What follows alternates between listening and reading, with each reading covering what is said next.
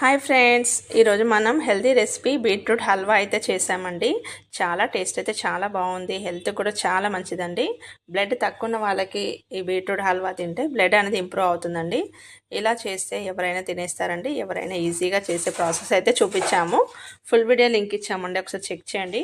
Video నచ్చితే తప్పకుండా like చేయండి, షేర్ చేయండి, సబ్స్క్రైబ్ చేయండి ఫ్రెండ్స్. Thanks for watching. మరొక వంటకంతో మీ ముందుకైతే వస్తాను. Take care, bye, have a nice day, see you soon, bye అండి.